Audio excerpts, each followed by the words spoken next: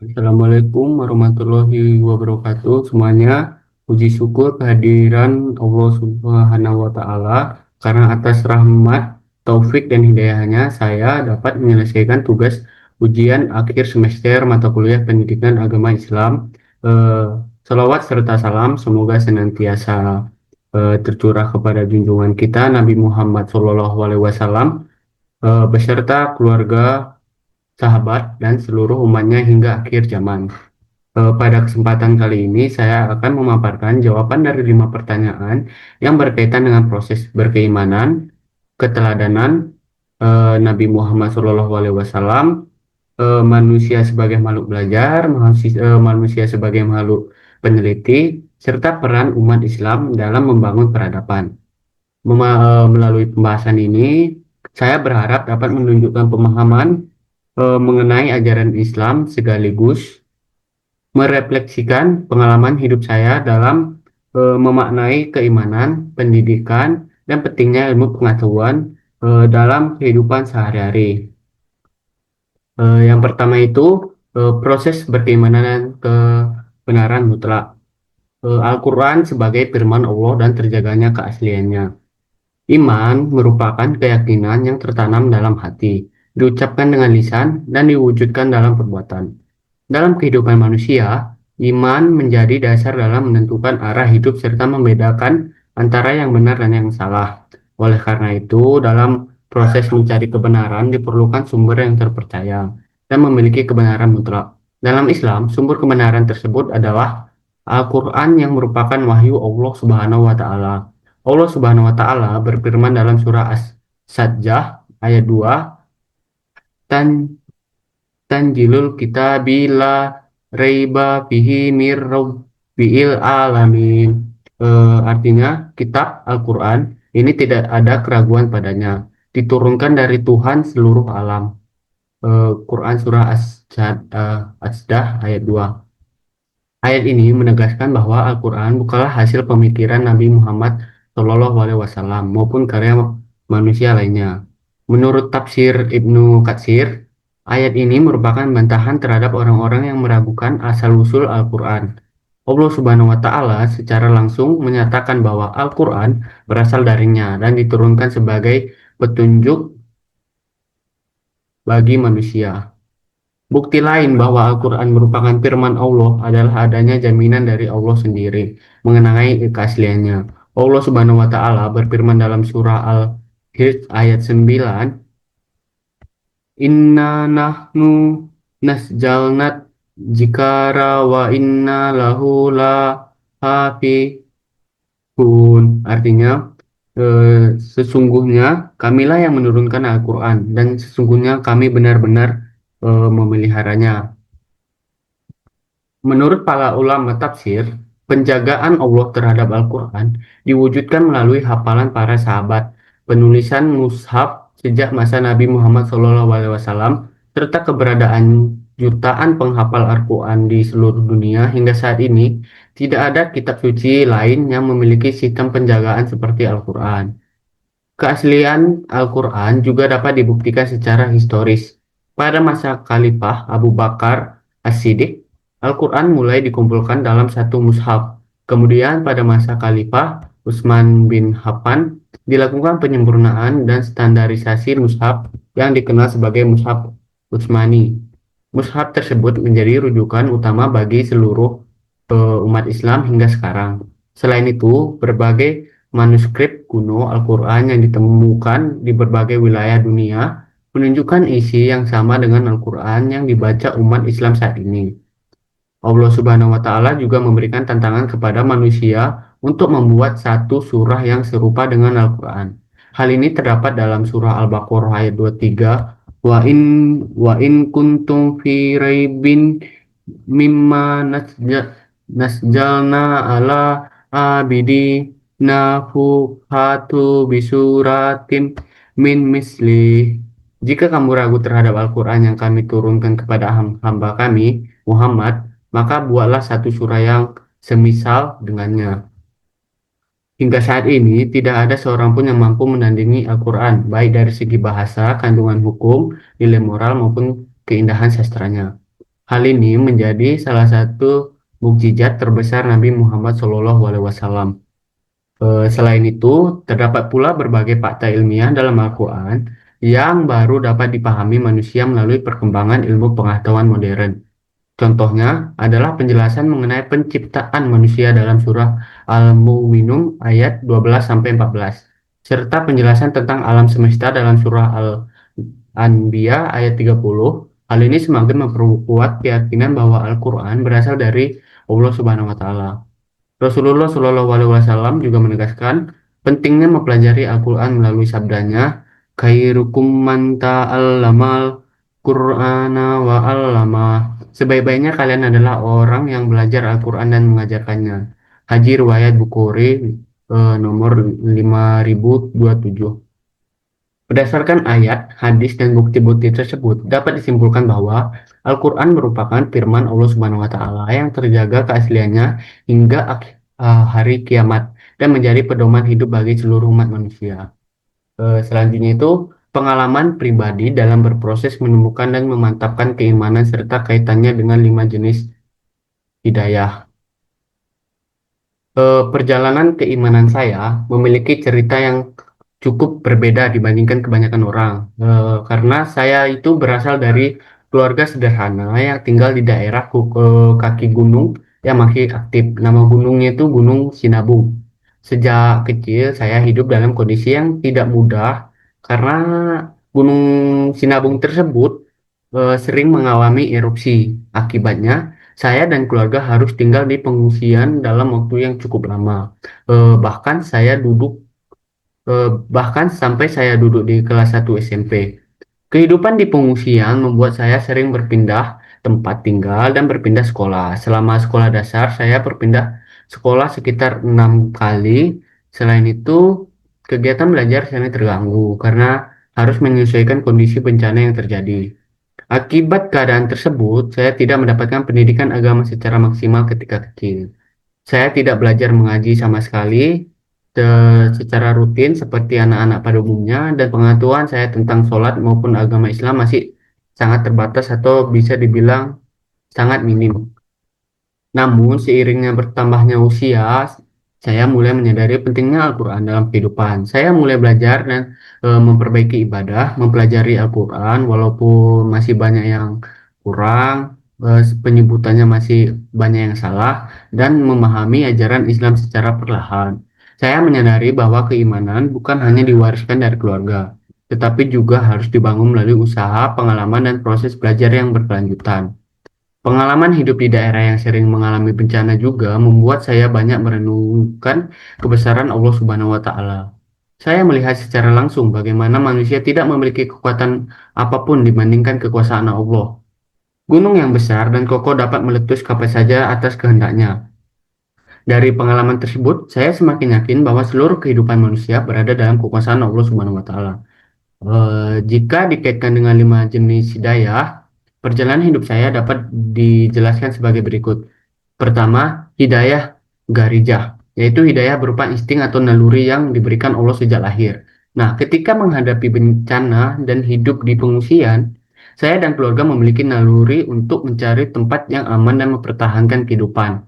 Kedua, hidayah hawas, yaitu hidayah melalui panca indera. Saya dapat melihat dan merasakan secara langsung berbagai fenomena alam yang alam seperti erupsi gunung, hujan abu, dan perubahan lingkungan yang menunjukkan kebesaran Allah Subhanahu wa Ta'ala. Ketiga, hidayah yaitu hidayah melalui akal. Seiring bertambahnya usia, saya mulai menggunakan akal untuk berpikir dan merenungkan berbagai peristiwa yang saya alami. Saya menyadari bahwa setiap ujian yang diberikan Allah pasti memiliki hikmah. Keempat, hidayah din, yaitu petunjuk agama yang diberikan Allah melalui Al-Quran dan Sunnah. Walaupun saya tidak mendapatkan pendidikan agama yang cukup ketika kecil, Allah tetap memberikan jalan bagi saya untuk mengenal dan mempelajari Islam. Yang kelima, hidayah taufik, yaitu petunjuk khusus dari Allah yang membuat seseorang mampu melaksanakan kebaikan. Saya merasa bahwa keinginan untuk terus belajar agama, memperbaiki ibadah, dan mendekatkan diri kepada Allah merupakan salah satu bentuk hidayah taufik yang Allah berikan kepada saya. Dari perjalanan hidup yang saya alami, saya belajar bahwa Keimanan adalah proses yang berkembang sepanjang kehidupan manusia. Kesulitan yang saya alami sejak kecil tidak menjauhkan saya dari Allah, tetapi justru membuat saya semakin memahami kebesarannya dan semakin yakin bahwa agama merupakan pedoman hidup yang sangat penting. Selanjutnya nomor dua, Nabi Muhammad Shallallahu Nabi Muhammad Shallallahu Alaihi Wasallam sebagai teladan. Nabi Muhammad Shallallahu Alaihi Wasallam diutus untuk seluruh manusia dan sebagai nabi terakhir. Nabi Muhammad Shallallahu Alaihi Wasallam merupakan nabi dan rasul terakhir yang diutus Allah Subhanahu Wa Taala untuk seluruh umat manusia tanpa membedakan suku, bangsa, ras maupun wilayah. Berbeda dengan nabi-nabi sebelumnya yang diutus untuk kaum tertentu, Nabi Muhammad Shallallahu Alaihi Wasallam diutus sebagai rahmat bagi seluruh alam dan ajarannya berlaku hingga hari kiamat. Allah Subhanahu Wa Taala berfirman dalam surah Sabah ayat 28, wa ma arsalnaka illa kafatah linnasi basyira wa nahira. Artinya, dan kami tidak mengutus engkau Muhammad, melainkan kepada seluruh umat manusia sebagai pembawa berita gembira dan pemberi peringatan. Menurut tafsir Ibnu Katsir, ayat ini menunjukkan bahwa risalah Nabi Muhammad SAW tidak hanya ditunjuk kepada bangsa Arab, tetapi kepada seluruh manusia hingga akhir zaman. Selain itu, Nabi Muhammad SAW juga merupakan nabi terakhir atau penutup para nabi. Allah Subhanahu wa taala berfirman dalam surah Al-Hajj ayat 40, "Makanna Muhammadun himir rijalikum walakin Rasulullahi wa khataman nabiyyun." Artinya Muhammad itu bukanlah bapak dari salah satu seorang laki-laki di antara kamu, tetapi dia adalah Rasul Allah dan penutup para nabi. Ayat ini menjadi dasar keyakinan umat Islam bahwa tidak ada nabi lagi setelah Nabi Muhammad SAW, karena syariat Islam telah sempurna. Hal ini juga ditegaskan dalam hadis Rasulullah SAW, La badi, tidak ada nabi setelahku. Haji riwayat Bukhari dan Muslim. Dengan demikian, seluruh umat Islam wajib menjadikan Nabi Muhammad SAW sebagai teladan utama dalam kehidupan. Selanjutnya itu sifat-sifat Nabi Muhammad SAW yang wajib diteladani. Sebagai Rasul Allah, Nabi Muhammad SAW memiliki sifat-sifat mulia yang menjadi teladan bagi seluruh umat manusia. Yang pertama itu sidik, jujur. Sidik berarti selalu berkata benar dan jujur dalam segala keadaan. Bahkan sebelum diangkat menjadi nabi, masyarakat Makkah telah memberi beliau gelar Al-Amin, yang berarti orang yang dapat dipercaya. Kejujuran Nabi membuat banyak orang percaya kepada beliau meskipun mereka belum memeluk Islam. Yang kedua, amanah atau dapat dipercaya. Amanah berarti dapat dipercaya dalam menjalankan tugas dan tanggung jawab. Nabi Muhammad SAW selalu menjaga amanah yang diberikan kepadanya. Bahkan ketika kaum Quraisy memusuhinya, mereka tetap menitipkan barang berharga kepada beliau karena sangat percaya kepada kejujurannya. Yang ketiga, tablik atau menyampaikan. Tablik berarti menyampaikan seluruh wahyu Allah kepada umat manusia tanpa mengurangi ataupun menambahnya. Meskipun mendapatkan ancaman, hinaan, dan siksaan, Nabi tetap menyampaikan ajaran Islam dengan penuh kesabaran. Allah Subhanahu wa taala berfirman, "Ya ayyuhar rasulu balik ma unjil la ilaika mir rabbik." Artinya, wahai Rasul, sampaikanlah apa yang diturunkan kepadamu dari Tuhanmu. Quran Surah Al-Maidah ayat 6-7. Yang keempat, patanah atau cerdas. Patanah berarti memiliki kecerdasan yang luar biasa. Nabi Muhammad SAW mampu menyelesaikan berbagai persoalan sosial, politik, ekonomi, dan hukum dengan sangat bijaksana. Salah satu contohnya adalah ketika beliau menyelesaikan perselisihan antara suku mengenai peletakan hajat aswad. Selanjutnya itu akhlak Nabi Muhammad SAW. Selain memiliki sifat wajib Rasul, Nabi Muhammad SAW juga memiliki akhlak yang sangat mulia. Allah Subhanahu wa taala berfirman, "Wa innaka la ala kulikun ajib." Artinya, sesungguhnya engkau benar-benar berbudi pekerti yang agung. Quran Surah Al-Qalam ayat 4. Akhlak Nabi yang patut diteladani, eh, diteladani eh, sebagai umat manusia antara lain eh, jujur, sabar, rendah hati, dermawan, pemaaf, bertanggung jawab, menghormati orang lain, menyayangi anak-anak, menghormati perempuan, menolong orang yang membutuhkan. Aisyah RA ketika ditanya mengenai Allah, akhlak Rasulullah SAW menjawab, karena kulullah Quran, Allah beliau adalah Al-Quran. Haji riwayat Muslim. Hadis ini menunjukkan bahwa seluruh perilaku Nabi Muhammad SAW merupakan implementasi langsung dari ajaran Al-Quran. Selanjutnya, kisah Nabi Muhammad SAW yang paling berkesan. Bagi saya, kisah Nabi Muhammad SAW yang paling berkesan yaitu Patuh Makkah. Eh, Kisah Nabi Muhammad SAW yang paling berkesan bagi saya adalah peristiwa Patuh Makkah atau penaklukan kota Makkah. Peristiwa ini terjadi pada tahun ke-8 Hijriah. Sebelum peristiwa tersebut, Nabi Muhammad SAW dan para sahabat telah mengalami berbagai bentuk penderitaan dari kaum Quraisy. Mereka dihina, dicaci, disiksa, diboikot, bahkan diusir dari kampung halaman mereka sendiri. Selama bertahun-tahun, kaum Quraisy terus memusuhi umat Islam. Namun, Rasulullah SAW tetap bersabar dan terus berdakwah. Setelah perjanjian Hudaybiyah dilanggar oleh kaum Quraisy, Rasulullah SAW memimpin sekitar 10.000 pasukan Muslim menuju kota Makkah. Memimpin sekitar 10.000 pasukan Muslim menuju kota Makkah. Ketika mengetahui kedatangannya, pasukan Muslim yang sangat besar, penduduk Makkah merasa takut. Mereka mengira Rasulullah SAW akan membalas semua perlakuan buruk yang pernah mereka lakukan selama bertahun-tahun. Namun, yang terjadi itu justru sebaliknya.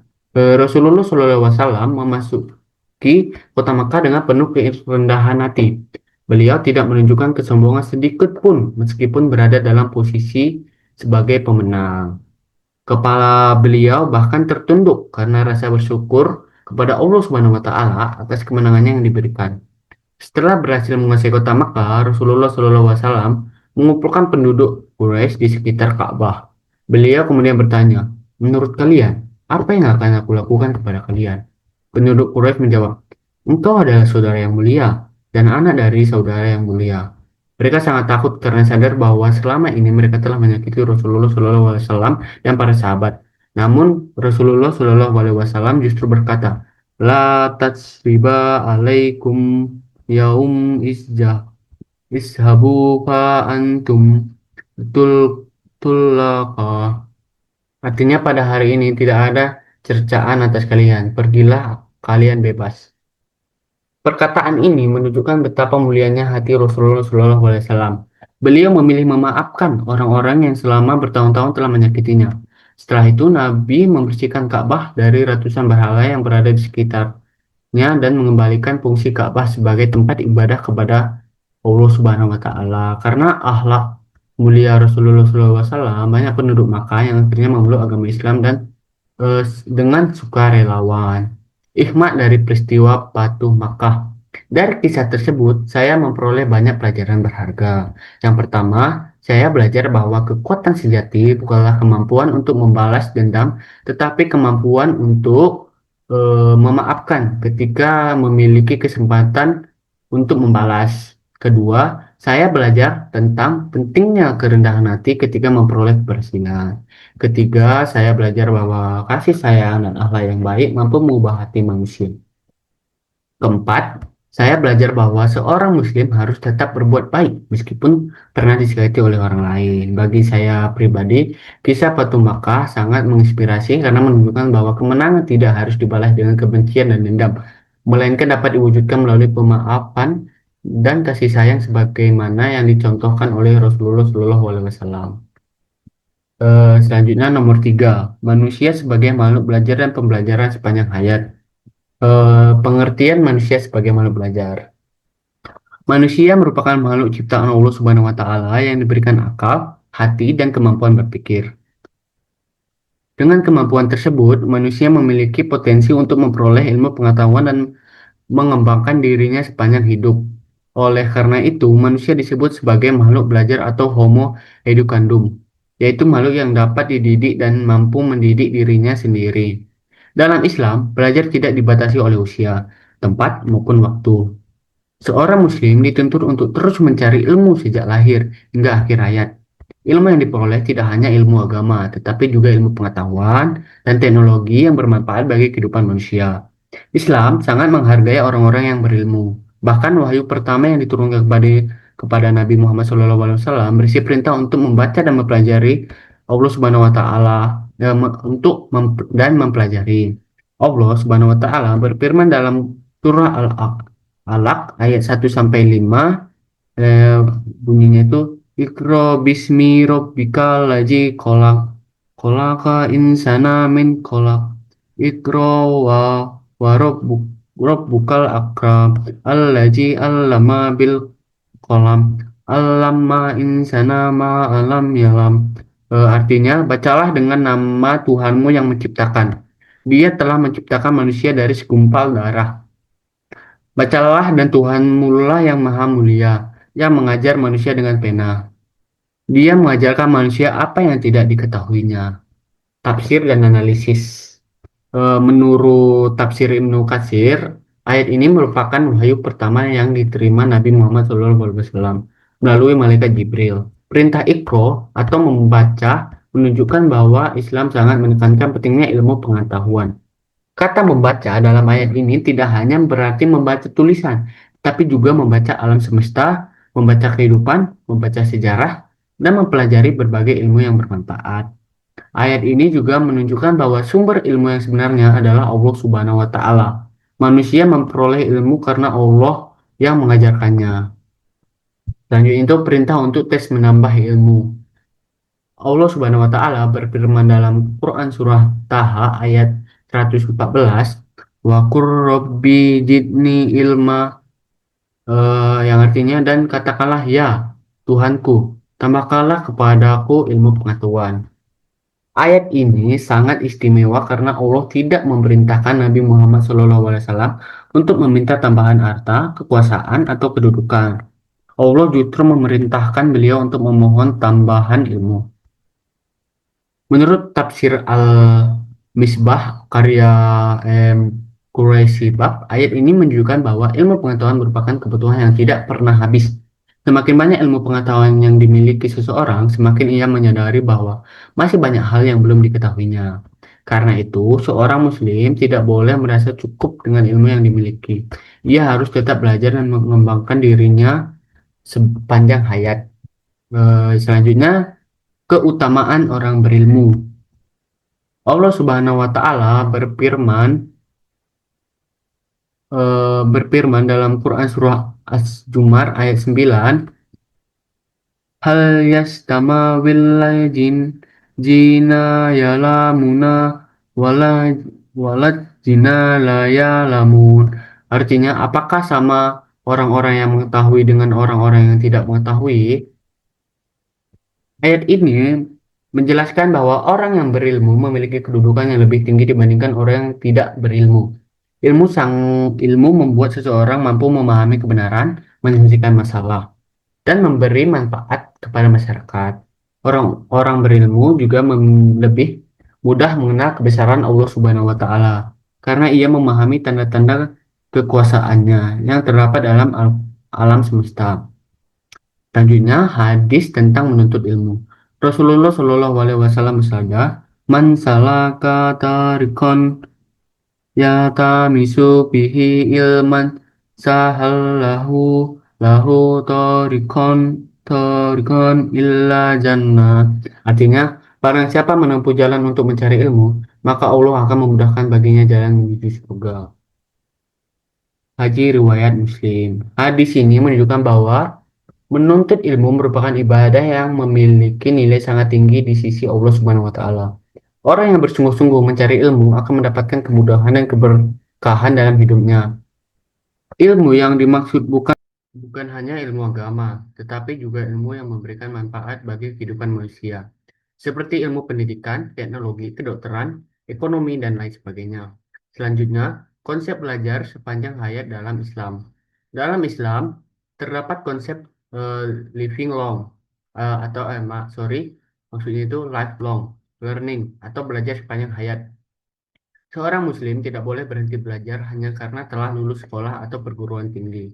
Belajar harus dilakukan secara terus-menerus agar seseorang mampu menghadapi perubahan zaman dan perkembangan ilmu pengetahuan.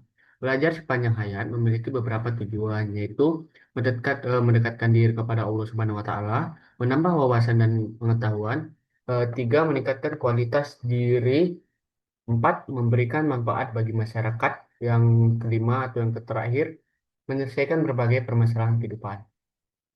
Selanjutnya, penerapan dalam kehidupan saya sebagai manusia. Sebagai mahasiswa Fakultas Teknik dan Kejuruan, saya menyadari bahwa belajar merupakan kebutuhan yang sangat penting.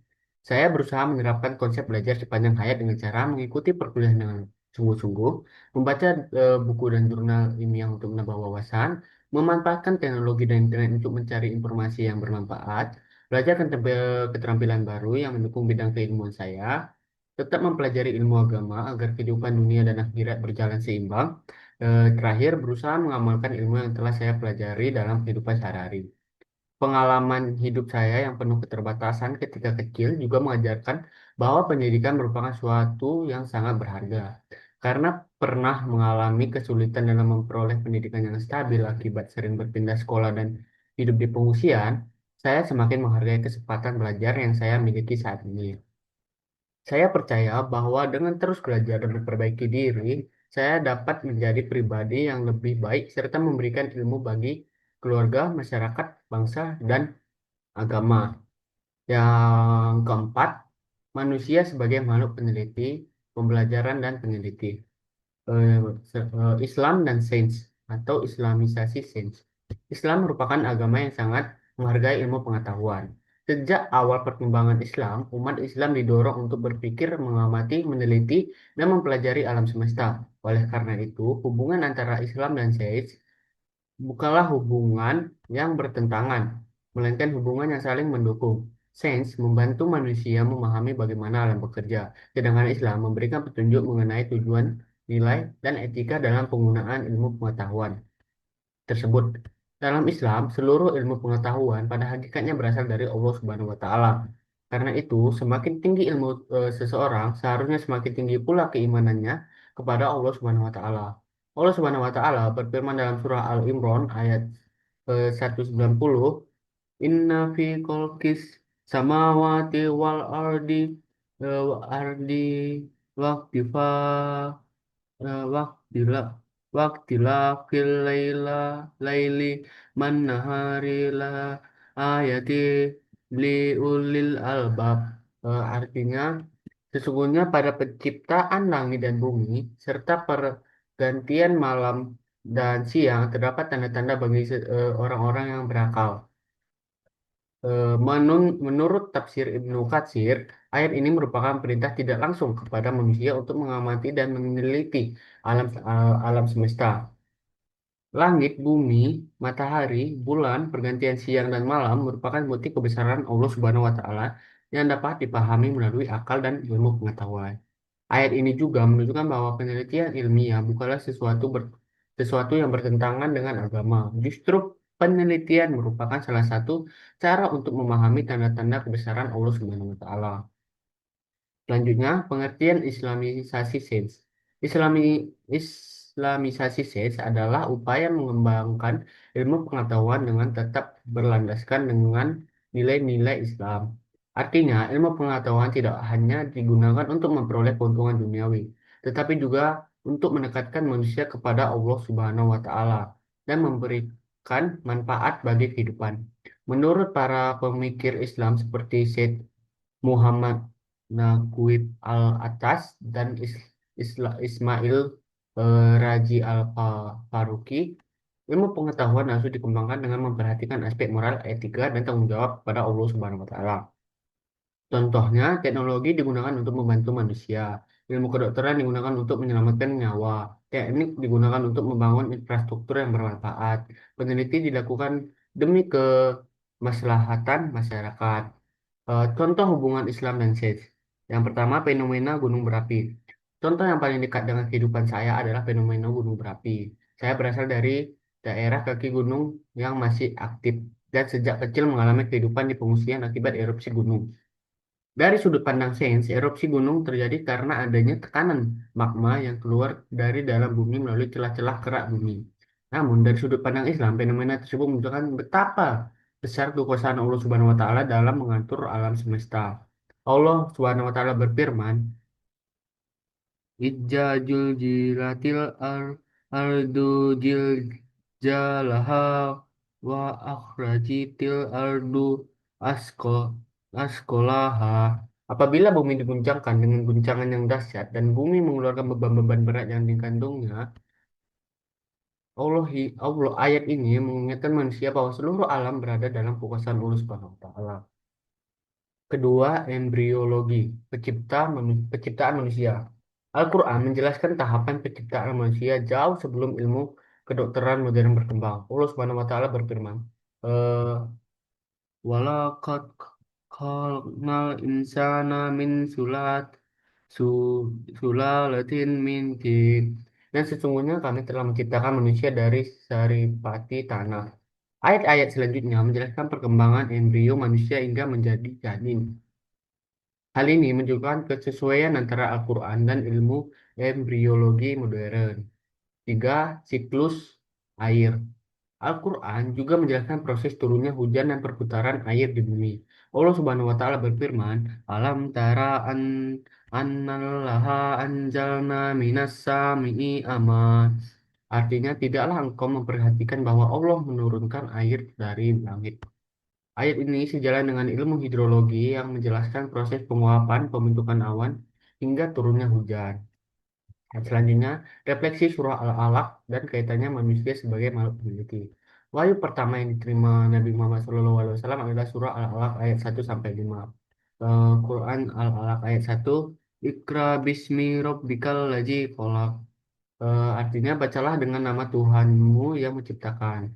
Menurut para ulama tafsir, kata ikro tidak hanya berarti membaca tulisan, tetapi juga membaca alam semesta, membaca fenomena sosial, membaca sejarah dan melakukan penelitian terhadap berbagai peristiwa kehidupan. Ayat ini menunjukkan bahwa Islam menghendaki umatnya menjadi umat yang cerdas, kritis, dan memiliki semangat mencari ilmu. Karena itu, seseorang Muslim tidak boleh hanya menerima informasi begitu saja, tetapi harus mencari bukti, melakukan pengamatan, dan berpikir secara rasional. Inilah yang menjadi dasar lahirnya tradisi penelitian dalam peradaban Islam. Selanjutnya, penerapan dalam kehidupan saya. Sebagai mahasiswa Fakultas Teknik dan Kejuruan, saya menyadari bahwa kemampuan meneliti sangat penting. Saya berusaha menerapkan semangat penelitian dengan cara mencari referensi ilmiah yang terpercaya, membaca buku dan jurnal akademik, mengembangkan kemampuan berpikir kritis, menggunakan teknologi untuk memperoleh informasi yang bermanfaat, serta menghubungkan ilmu teknik dengan nilai-nilai Islam. Pengalaman hidup, pengalaman hidup di daerah yang sering mengalami bencana juga membuat saya tertarik untuk memahami fenomena alam secara ilmiah. Saya menyadari bahwa penelitian dapat membantu manusia memahami alam sekaligus mengurangi risiko bencana. Dengan demikian, penelitian tidak hanya memberikan manfaat akademik, tetapi juga dapat memberikan manfaat nyata bagi masyarakat. Yang terakhir, nomor 5, Muslim dan Islam membangun peradaban atau manusia sebagai makhluk budaya. Pengertian peradaban Islam. Peradaban adalah tingkat kemajuan suatu masyarakat yang ditandai oleh perkembangannya ilmu pengetahuan, teknologi, pendidikan budaya, ekonomi, politik, dan kehidupan sosial yang teratur. Dalam Islam, peradaban tidak hanya berorientasi pada kemajuan duniawi, tetapi juga harus berlandaskan nilai-nilai keimanan dan ketakwaan kepada Allah Subhanahu wa taala. Peradaban Islam merupakan peradaban yang dibangun berdasarkan ajaran Al-Quran dan Sunnah Rasulullah SAW sejak masa Nabi Muhammad SAW hingga masa kekhalifahan Islam. Umat Islam telah berhasil membangun peradaban yang sangat maju dan memberikan kontribusi besar bagi perkembangan dunia. Allah Subhanahu Wa Taala berfirman, Ya Jina amu ama amanu minkum wa walladzina utul ilma darajat. Artinya Allah akan meninggikan orang-orang yang beriman di antara kamu, orang-orang yang diberi ilmu pengetahuan beberapa derajat. Quran Surah Al-Mujadillah ayat 11. Menurut tafsir Ibnu Katsir, ayat ini menunjukkan bahwa iman dan ilmu merupakan dua unsur utama dalam membangun peradaban yang maju. Kemajuan tanpa iman dapat menyebabkan kerusakan, sedangkan iman tanpa ilmu dapat menyebabkan ketertinggalan. Karena itu, Islam mengajarkan keseimbangan antara ilmu pengetahuan dan nilai-nilai keagamaan. Selanjutnya, faktor-faktor pendukung kemajuan peradaban Islam. Pada masa kejayaannya, umat Islam menjadi pusat ilmu pengetahuan dunia. Banyak ilmuwan Muslim lahir dan memberikan kontribusi besar bagi perkembangan peradaban manusia. Berikut ini beberapa faktor yang mendukung kemajuan peradaban Islam. Yang pertama, Al-Quran dan hadisnya sebagai pedoman hidup. Al-Quran dan hadis mendorong umat Islam untuk berpikir, belajar, dan mengembangkan ilmu pengetahuan. Perintah membaca dalam surah Al-Alaq menjadi bukti bahwa Islam sangat menghargai ilmu. Karena itu, umat Islam pada masa lalu memiliki semangat belajar yang sangat tinggi. Yang kedua, semangat menuntut ilmu. Umat Islam pada masa kejayaannya sangat menghormati para ulama dan ilmuwan. Banyak ilmuwan Muslim yang memberikan kontribusi besar terhadap dunia.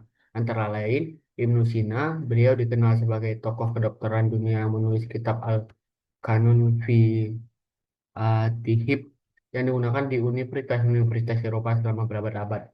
Yang kedua, Al-Khawarizmi, beliau dikenal sebagai Bapak Aljabar dan menjadi pelopor perkembangan matematika modern. Yang ketiga, Al-Burini, beliau memberikan kontribusi besar dalam bidang astronomi, geografi, dan fisika. Yang terakhir, Jabir bin Hayyan. Beliau dikenal sebagai pelopor ilmu kimia modern. Keberhasilan mereka menunjukkan bahwa Islam mendorong umatnya untuk menjadi masyarakat yang berilmu.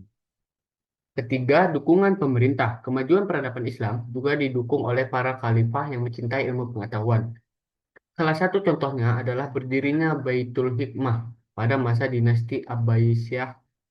Baitul Hikmah menjadi pusat perjemahan, penelitian, dan pengembangan ilmu pengetahuan yang sangat terkenal di dunia.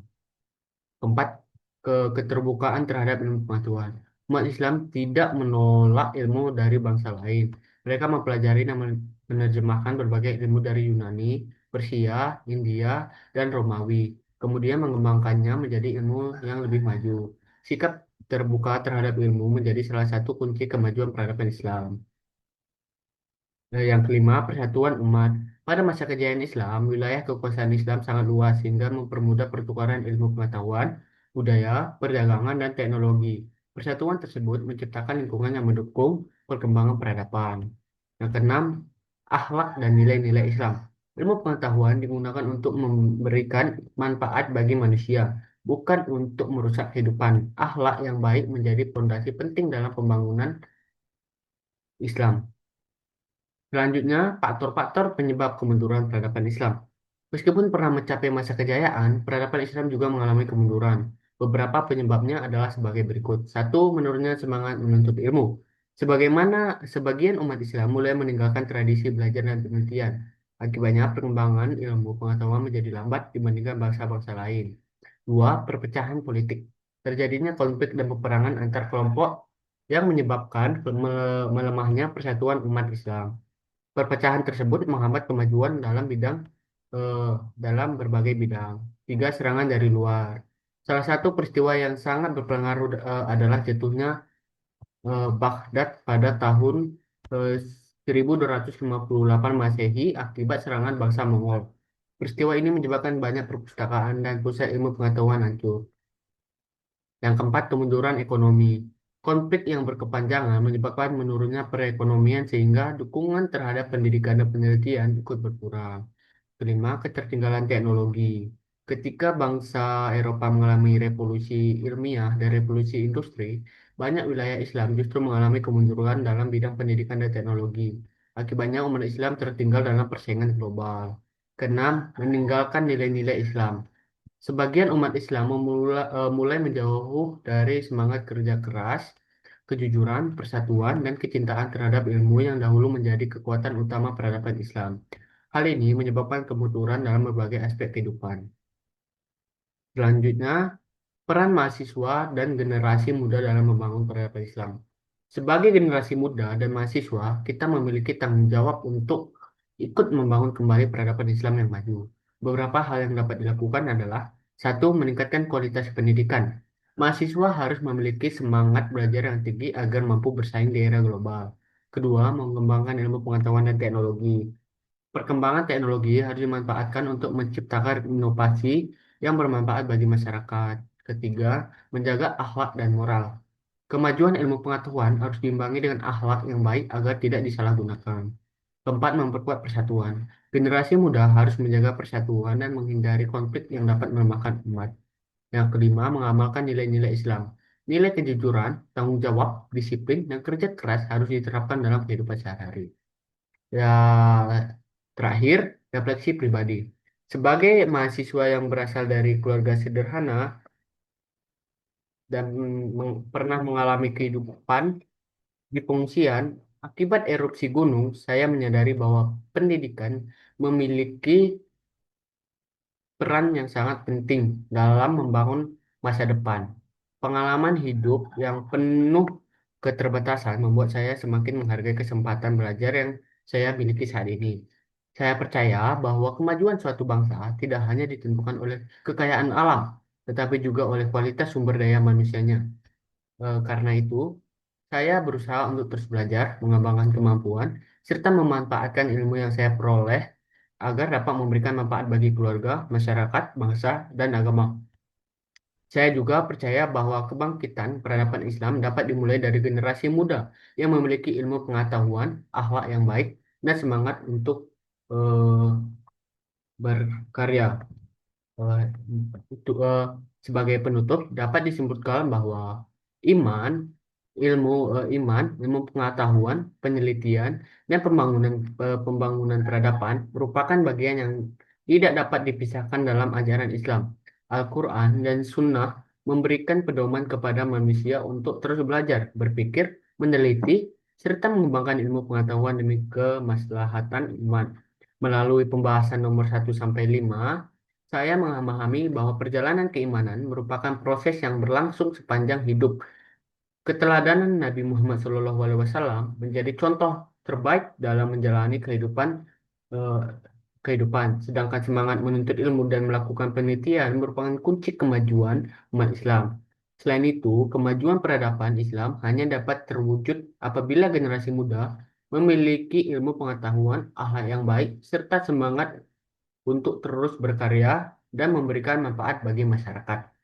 Saya menyadari bahwa tugas ini masih memiliki kekurangan. Oleh karena itu, saya mengharapkan kritik dan saran yang membangun demi perbaikan di masa yang akan datang. Akhir kata, semoga apa yang telah dipelajari dapat menambah keimanan, wawasan, dan motivasi untuk menjadi pribadi yang lebih baik, serta bermanfaat bagi agama, bangsa, dan negara. Wassalamualaikum warahmatullahi wabarakatuh.